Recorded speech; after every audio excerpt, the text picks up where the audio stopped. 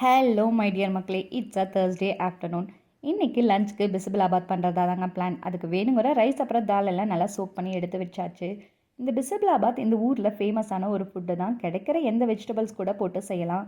ஆனால் நான் இன்றைக்கி கேரட், பீன்ஸ், பொட்டேட்டோ, பட்டாணி அப்புறம் காலிஃப்ளவர் தான் எடுத்திருந்தேன். இதோட மசாலா பவுடர் ஃப்ரெஷ்ஷாக செய்கிற டைம் அரைச்சி சேர்த்தா நல்லா டேஸ்ட்டாகவே இருக்கும். விக்கி ஃபஸ்ட்டு தனியாக இருக்க டைம் லஞ்சுக்கு என்ன சாப்பிட்டான்னு கேட்டால் அடிக்கடி சொல்கிறது இந்த ஃபுட்டோட நேமாக தாங்க இருக்கும். ஃபர்ஸ்ட்டு மசாலா பவுடருக்கு வேணுங்கிறதெல்லாம் நல்லா ட்ரை ரோஸ்ட் பண்ணி எடுத்து வச்சாச்சு. அந்த ஐட்டம்ஸ் ஆடுறதுக்குள்ளே ட்ரெஸ் மடிக்க வேண்டிய ஒர்க் இருந்துச்சு, அதையும் முடிச்சு வச்சுட்டே வந்துட்டேன். எஸ்டர்டே ஈவினிங் நானும் விக்கியும் 5ஆம் வேதம்னு ஒரு சீரீஸ் ZEE5ல பார்த்தோங்க. சீசன் 1 ஃபுல்லாகவே பார்த்து முடிச்சிட்டோம். ஆனால் கரெக்டான ஒரு ஃபினிஷிங்கே இல்லைன்னு தான் சொல்லணும். எப்படியோ சீசன் 2 வரும், இருந்தாலும் நெக்ஸ்ட்டு என்ன வரும்னு ஒரு ஹிண்ட்டு கூட பெருசாக கொடுக்கவே இல்லை.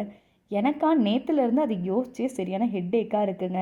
நம்ம ஏதாச்சும் ஒரு சீரீஸ் பார்ப்போம், ஆனால் அதோட நெக்ஸ்ட் சீசன் ஏதாச்சும் ஒரு க்ளூ கொடுத்தாங்கன்னா கூட ஓகே. எதுவுமே இல்லாமல் ஏதோ தானான்னு முடிச்சிட்டாங்கன்னா எதுக்குடா இதை பார்த்தோன்னு கடுப்ஸாயிரும். அப்படி இல்லை நெக்ஸ்ட்டு என்ன வரும்னு யோசிக்க ஆரம்பிச்சிடும். நான் மட்டும்தான் இப்படியா இல்லை நீங்களும் இப்படி தானான்னு எனக்கு மறக்காமல் கமெண்ட்ஸில் சொல்லுங்கள். லன்ச் இன்றைக்கி முடிச்சுட்டு ஈவினிங் போல் டிமார்ட் கிளம்பி போயிருந்தோம். லாஸ்ட் டைம் சில ஐட்டம்ஸ் வாங்க மறந்தாச்சு.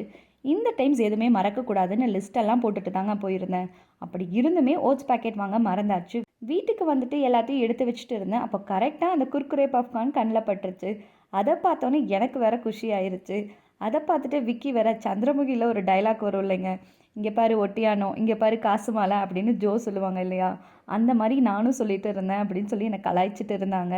ஆனால் நான் அந்த அவமானத்தை விக்கிட்ட காட்டிக்காமல் பேசாமல் நான் உண்டு என் வேலையை உண்டுன்னு செஞ்சுட்டு இருந்தேன். இன்னையோட மினி vlog அவ்வளோதான் மை டியர் மக்களே.